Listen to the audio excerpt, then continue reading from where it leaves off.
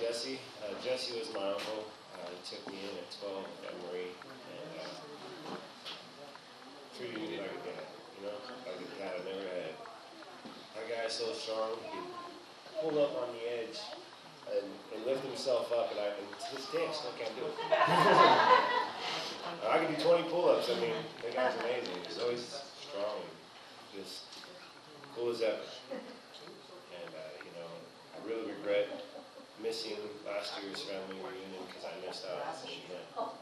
And it's something like this that has to have a family come together to be strong. It doesn't have to take family reunion to see each other, you know. And I just want to come up here and speak for him because he's amazing. He chose love over the road because he could have just had as many women as he wanted. He didn't choose that. He chose you. Right?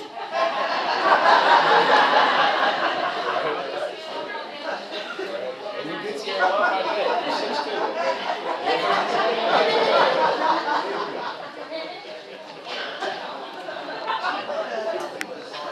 Yes. And that's something that I cherish. And, you know, I want to be like him. I want to find that woman and be just like my Uncle Jesse. So, anybody else wants to say anything about my uncle, my favorite uncle, thicker than blood, you can say what you want to. Don't be afraid to talk up here. Need a little guy, anybody. You know, you want to come up here and say something, feel free. Because I love you, man.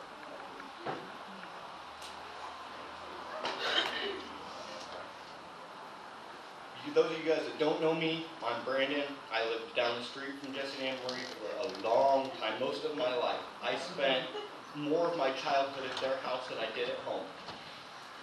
Not only was Jesse a strong guy for being as small as he was a hard ass. I remember we had a couple of gang members moved in down the street from us and thought they were going to cause some problems. And Jesse went out there and picked this kid up by his nostrils and slapped the crap out of him.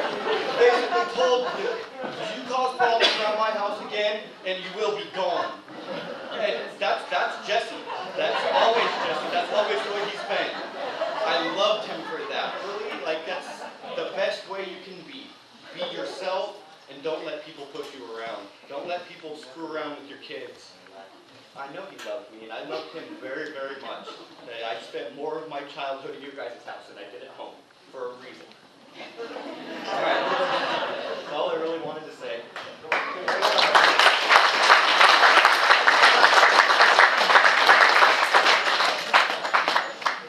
I can attest to the hard-ass theory because, you know, especially with his kids. I came over to his house over there on 5th Street, and somebody had left a load of laundry in the washing machine, and he was pissed. I spent 8 years in the military, and basic training scared the hell out of me, but nothing scared the hell out of me more than listening to Jesse go off on those kids. He came out of that house, and I said, dude, that was impressive.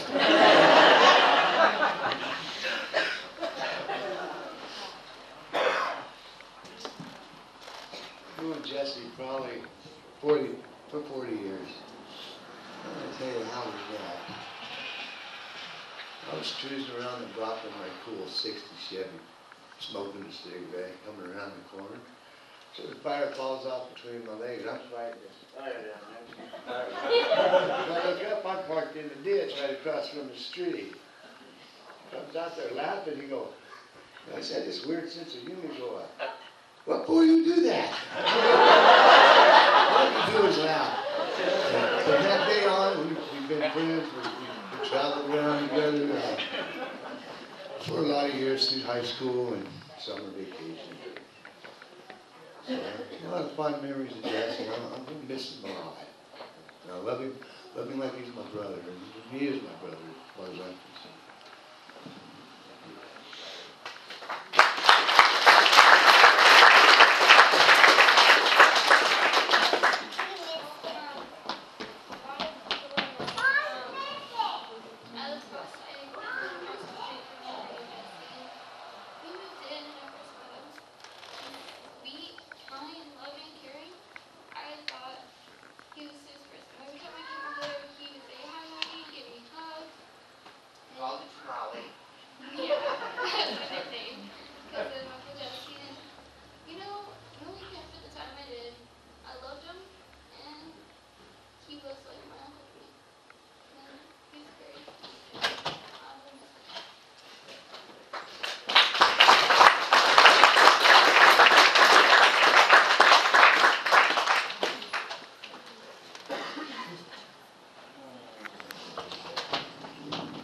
If nobody else has anything to say, I hear we got some excellent grub down. Oh, here we go.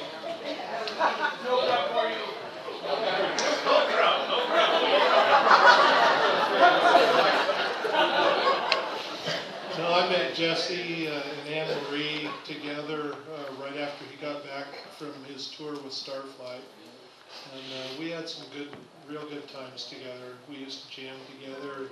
Josh, when he was, about 10 years old, used to go back and play with my son on the Commodore computers. And we played music out in the dining room. And all the time I've known Jesse, he's been a real good friend, real good guy, and quite a family man. I couldn't have put up with all the kids and things that they've had. I didn't have near so many, luckily, but he sure was a good family man. Coming. Yeah. Definitely a good guy. We had some good times together.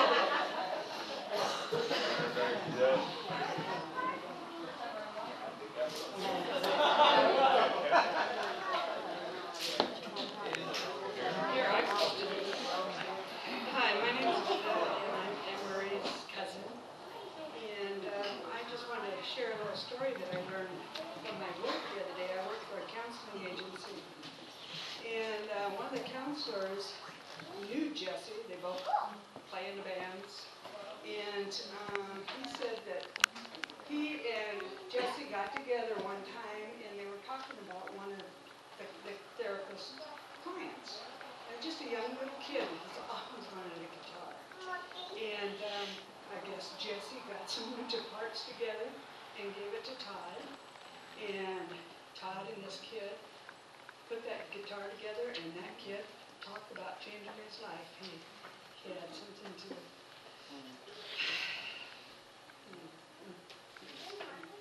So I just think that was a terrific coming home story. Yes.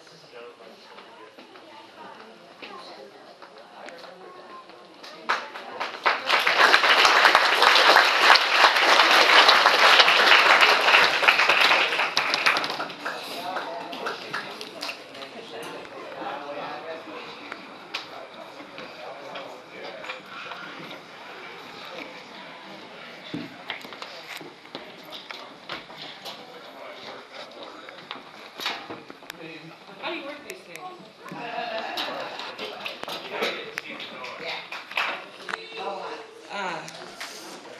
So I met Jesse from, I would sing, and I met him at the Foxfire when they started playing, and we all played together, and instantly that man showed me so much love and what it's like to be family with somebody automatically. I mean, just come right in, sit down, not only let's be friends, but let's get to know each other and let's make wonderful music together, something that he loved and just wanted to share with everybody. As I got to know him, the hard-working part, I didn't know so much of the hard ass. He was such a sweetheart to me every turn. He, so she says, I don't know, the kids' faces are not, they're not jiving your stuff. But to me, he was not like that. And when I think of him being the measure of the man that you hope that your kids would be like, or that you try to find somebody like that. And just truly an amazing human being. And I have, there's not much else that you can say, I guess. He will be terribly missed. And everybody is welcome to come. She knows too, or he, I can't tell.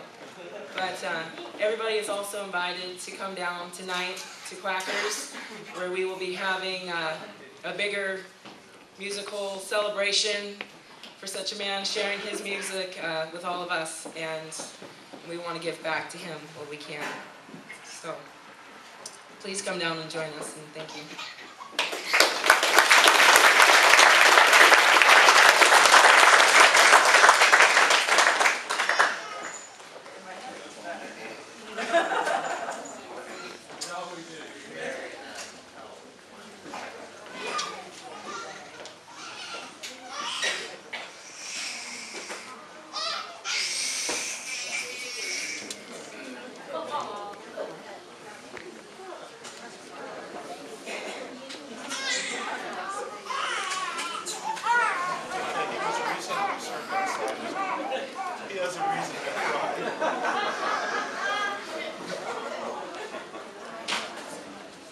I'm Marina Saltman, and I got to know Jesse and Anne-Marie in Deadwood, and they have been so kind to me.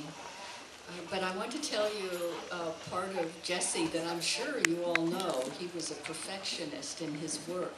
And one year I decided I really needed a good gate for my horse arena. And I wanted it to span 24 feet. Have two 12-foot gates. And I spoke to Jesse about that, and he thought about it, and he said, Marina, show me what you're looking for. And so I drew him pictures. And he actually thought about it all, and he made a model of one part of the gate. And I said, yes, that's what I want. And he said, in order to hold up such a gate, we would need to have a wire from the top holding it. He said, I don't know if I can build it such that it'll, turn in and out, but that it won't sink down because it's such a big, heavy gate. So I said, well, there's no place to really put a wire. And so he said, well, let me think about it. So he thought about it, thought about it, thought about it. And then he said, I think I got it. So he made the gate at his place, like in a garage, and he had me come over and take a look at it. And he showed me all the reasons why things could go wrong with it, but that if he made it just so, they might go right with it. And, we would know shortly after he put it up. And so he worked really hard on it, getting everything just right. And so then we stepped back and said, okay, and I know that Anne-Marie told me he couldn't sleep some nights thinking, that gate's going to sink, that gate's going to sink. Well, it's been 4 years, and that big 24-foot wide span, two 12-foot, this thick, about 6-7 inches thick gates are holding beautifully. And they just swing so freely. So I think of Jesse every day when I open and close those gates, and I'm so grateful to him and his perfection. And I also have, I should have brought it, but I have the little model of the gate that he built. And if you would see it, what he built is what that little model looks like. And so I'm just forever grateful for that. And I miss him. And you too.